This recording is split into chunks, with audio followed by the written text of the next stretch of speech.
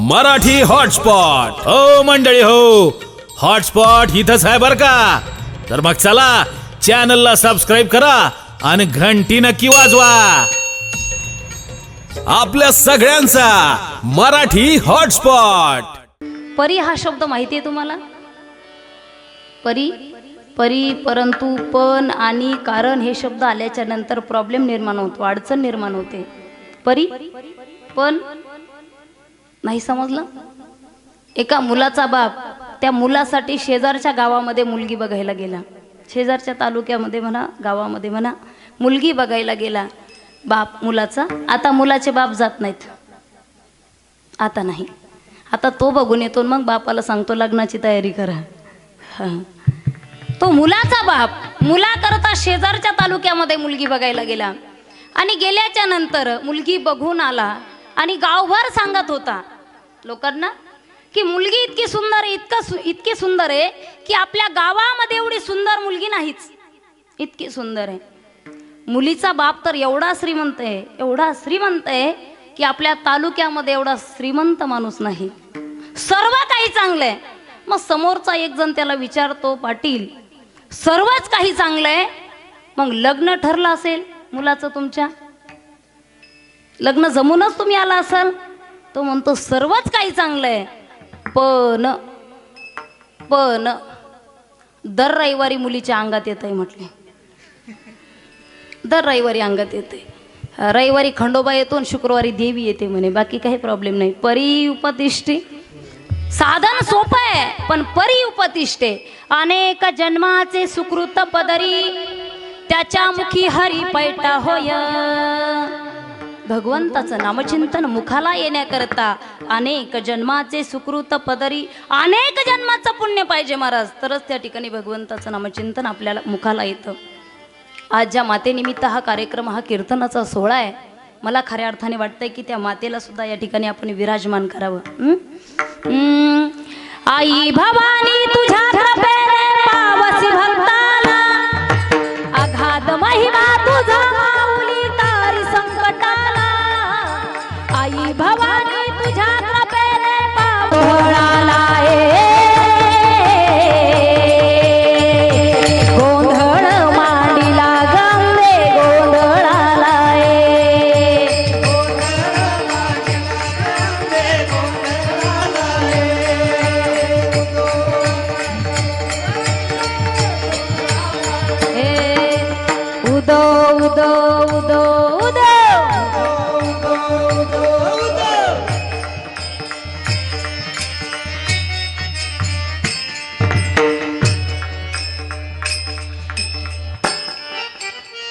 एखादी आई यायची,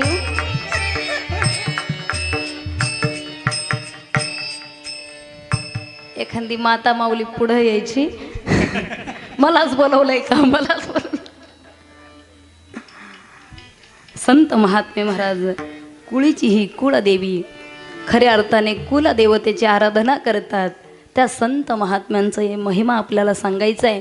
जगद्गुरु तुकोबाराय वर्णन करतात की अशा संतांचं रजकन जर आपल्या देहाला लागलं महाराज, जी वासना आहे की वासना आपल्याला परमार्थ करू देत नाही, ती वासना मुळासहित निवृत्त होती. अभंगाचं प्रथम चरण. संत चरण रजे लागता सहज, संत चरण रजे लागता सहज.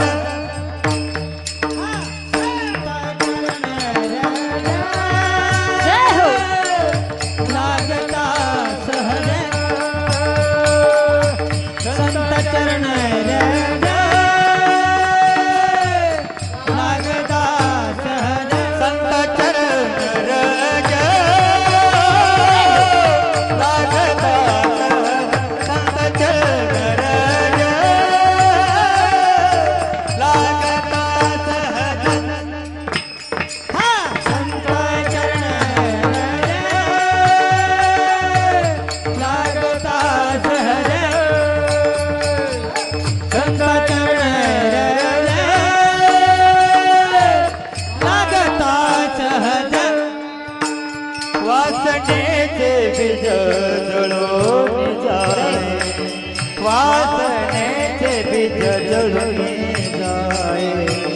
मग राम नामे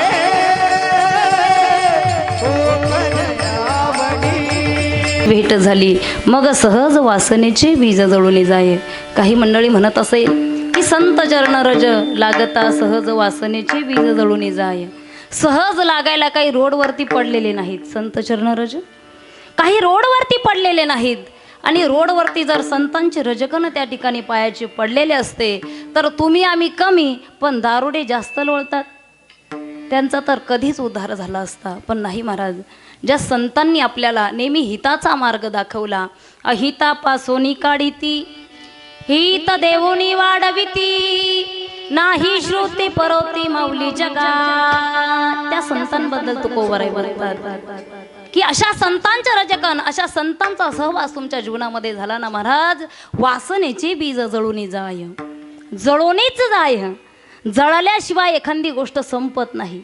तुम्ही सर्व शेतकरी बांधव या ठिकाणी आहात, मला सांगा, एखादं झाड जर आपल्याला नाहीसं करायचं असेल तर आपण काय करतो?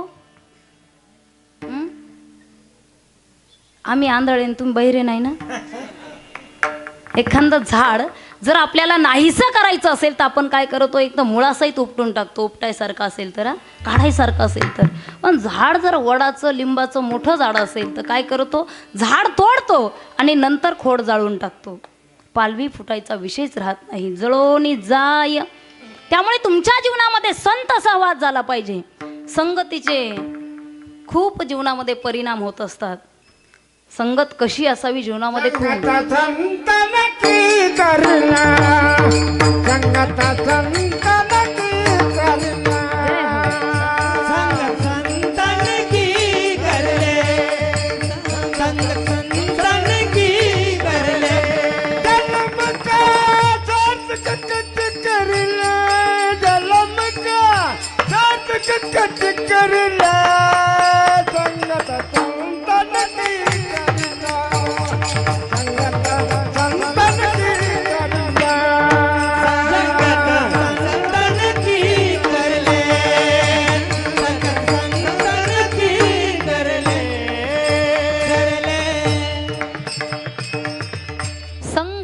संत नक्की करले.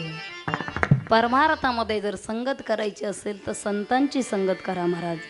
संगत खूप महत्त्वाची आहे. तुम्ही आम्ही संसारामध्ये संगत बघत असतो. संसारामध्ये जर पत्नी चांगली असेल तर चांगली गोष्ट आहे महाराज, नाही तर अलीकडं बिघडतच चाललंय.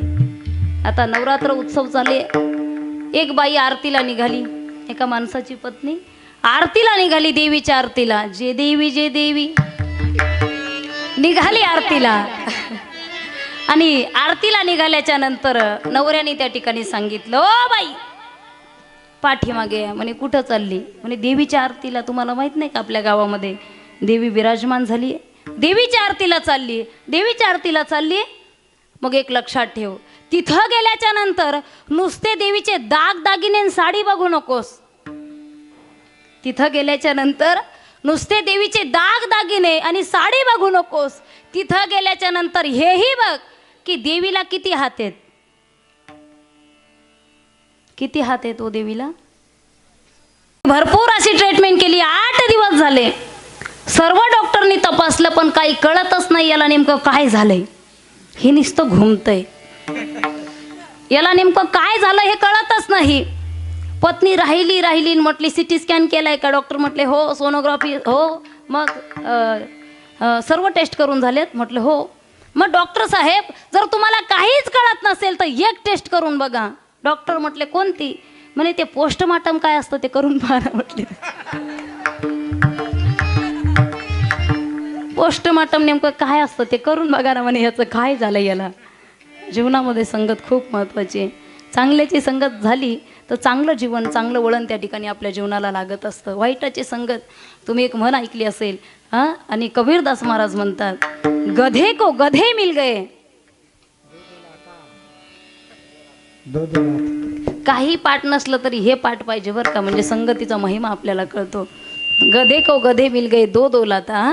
गाढवाला जर गाढव भेटलं तर ते काही जे हरी करत नाही महाराज, नमस्कार करत नाही. गाढवाची सवयच लात मारायची, म्हणून म्हटलं जातं की गाढवाच्या पाठीमागून जाऊ नये. एक गाढव अशी हायवे रोडने चाललो होतं. गाढव म्हणजे एक मूर्ख माणूस, वेडा. हायवे रोडवरून म्हशीवर बसून चालला होता. आता तुम्हाला हायवे रोड किती हो इथं?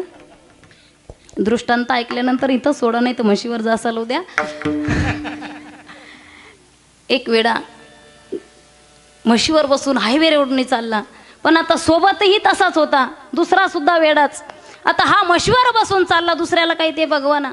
तो म्हटलाय खाली उतर, खाली उतर. तो म्हशीवरचा वेडा म्हटला मी नाही उतरणार. हा वेडा म्हटला उतार खाली. तो म्हटला मी नाही उतरणार. तो म्हटला उतर खाली. तो म्हटला मी नाही उतरणार. जा म्हटला पुढं, जा पुढं. त्या ठिकाणी तुला पोलीस पकडतील. आता सध्या काय चालू आहे? आचारसंहिता चालू आहे. पुढं जा, तुला पोलीस पकडतील. तो म्हटला कस काय पकडतील? म्हणे तू हेल्मेट कुठं घातलंय म्हणे. म्हशीवरच्या येड्याला हे येडं म्हणते, तू हेल्मेट कुठं घातलंय? म्हशीवरचं येडं म्हटलं हेल्मेट घालायला ही काय 2 व्हीलर आहे का म्हटला? ही 4 व्हीलर आहे ना म्हैस. 4 व्हीलर मध्ये कुठं? हा, संगतीचे परिणाम जीवनामध्ये होत असतात महाराज. मराठी हॉटस्पॉट. हो मंडळी हो, हॉटस्पॉट इथंच आहे बर का. तर मग चला चॅनलला सबस्क्राईब करा आणि घंटी नक्की वाजवा. आपल्या सगळ्यांचा मराठी हॉटस्पॉट.